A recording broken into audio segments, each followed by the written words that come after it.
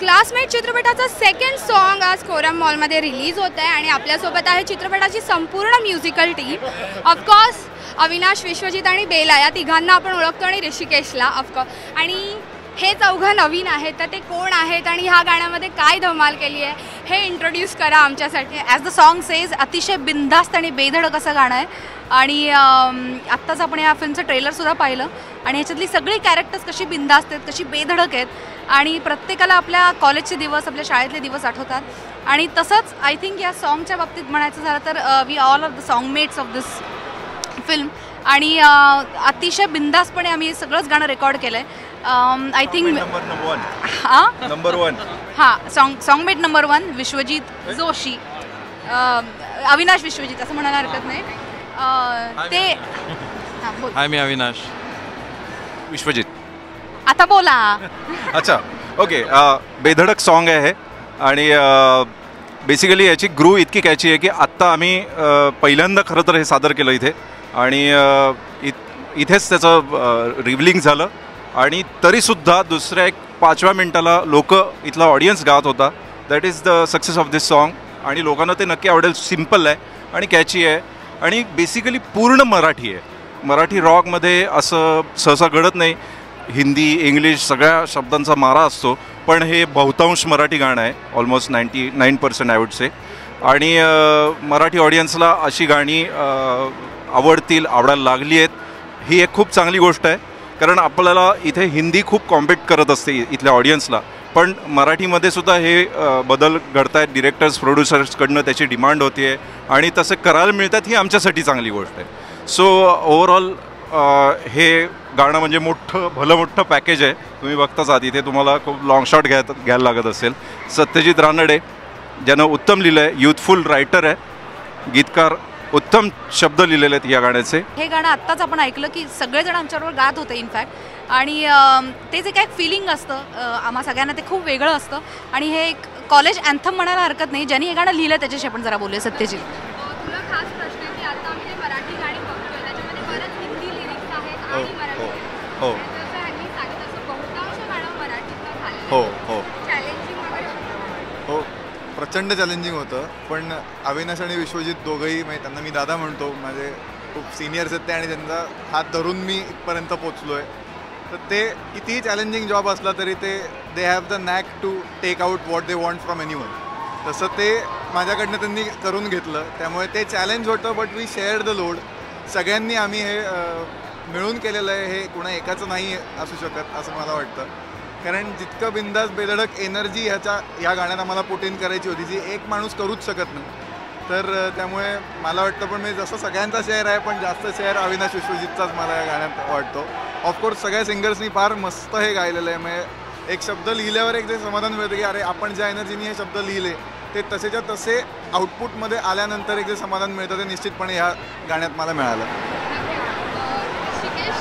तू म्हणजे मी तुला पहिल्यांदा रॉकस्टार मोडमध्ये बघते ऑनेस्टली, तर काय सांगशील?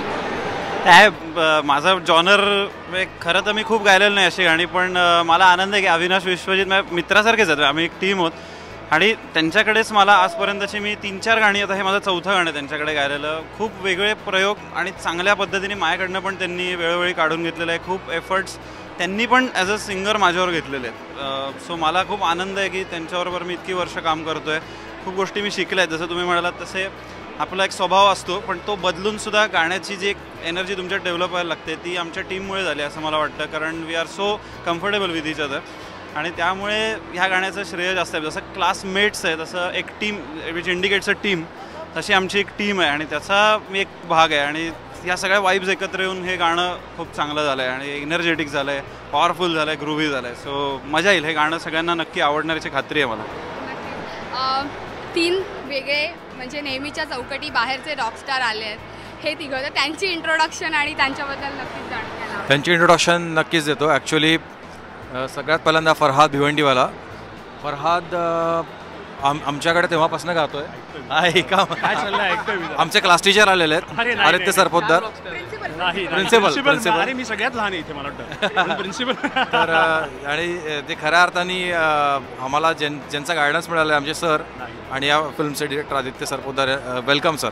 तर मी coming back to the point, Farhad Bhiwandiwala, फरहादच्या आवाजाची स्पेशालिटी अशी आहे की तो हाय पिच गातो, खूप जबरदस्त हाय पिच गाऊ शकतो. आणि म्हणजे ज्यांना म्युझिक समजतं त्यांच्यासाठी बी फ्लॅट सी नोटपर्यंत त्याचा आवाज असा जातो. म्हणजे एखादी फ्रेज असेल की ना न ना न न ना न न न ना न न. फरहाद ये तू हाय पिच सुना.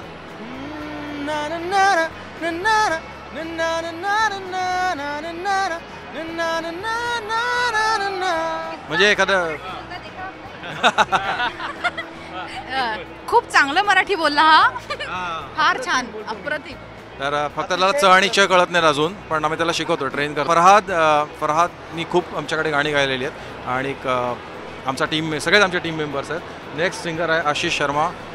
आशिषच्या आवाजामध्ये एक वेगळा हस्क आहे आणि या फिल्ममधले जे वेगवेगळे कॅरेक्टर्स होते त्यात सिद्धार्थ चांदेकरचा आवाज तो जसा बोलतो तसाच आशिषचा रेग्युलर बोलण्यातला आवाज आहे आणि त्या गोष्टीचा वापर करून घेतला आणि त्या लाईन्स आशिषने गायल्यात आणि त्या खूप मॅच होतात सिद्धार्थच्या कॅरेक्टरला. सो आणि ऑफकोर्स माझा मित्र स्वरूप भालवणकर त्याच्यातला थर्ड रॉकस्टार आहे आणि स्वरूप is a very versatile singer आणि वेगवेगळ्या प्रकारच्या वेगवेगळ्या जॉनर्सची गाणी स्वरूप खूप छान गातो. आणि जशी कॅरेक्टर्स क्लासमेट्सची आहेत तशीच आम्ही सगळे बॅचमेट्स आहोत, सॉन्गमेट्स आहोत, आम्ही एक फॅमिली मेट्स आहोत असं म्हणायला हरकत नाही. आणि खूप रॉकिंग सॉन्ग, खूप धमाल आली आहे रॉकिंग सॉन्ग. हे दोघं हिंदी आहेत, यांना प्रॉब्लेम च आणि चचा असतो. तर पहिल्यांदा यांच्याकडनं म्हणून घ्यायला लागतं, चटईला टाचणी टोचली, च म्हणून दाखवा. च चटईला टाचणी टोचली. चटईला टाचणी टोचली. क्या चटईला टाचणी टोचली. चटईला टाचणी चोटली टोचली टोचली अच्छा कुछ गलत बोला, मेरे को नहीं पता, मेरे को बिल्कुल मीनिंग नहीं पता. Sense art. Okay, thank you. This is what it is. Marathi गाणं हे असं असतं की च आणि च मधला फरक जर नाही नीट गायला तर मराठी ऑडियन्स ते फेकून देऊ शकतो आणि त्याच्यावर भरपूर मार्क्स येतात, रिमार्क्स येतात, वाईट गाणं आहे वगैरे, मराठी येत नाही या लोकांना. पण यांचं दोघांचं तेव्हा तुम्ही ऐकाल अजिबात असं वाटणार नाही. So they are our new teammates आणि सॉन्गमेट्स. Thank you. एक मिनट में और मैं इसको एक बात बोलना चाहता हूँ कि जब भी मुझे इनका कॉल आता है कोई सॉन्ग के लिए तो मैं रात को च अड़ सुबह तक करता हूँ, तो वो हिसाब से स और चा तो वो हिसाब से हो जाता है मेरा. लेकिन मैं बोला क्या? वेल, थँक्यू सो मच. खूप छान गाणं होतं आणि तुम्ही पाहिलं ऑडियन्सनी पण खूप एन्जॉय केलं. एक गाणं आणि त्याच्यातून इतकी जास्त बॉन्डिंग होते जी चित्रपटाशी रिलेटेड आहे. So that is definitely great. All the best for this song and thank you. Cameraman Faizan सोबत श्वेतांबरा सावंत, राजश्री मराठी.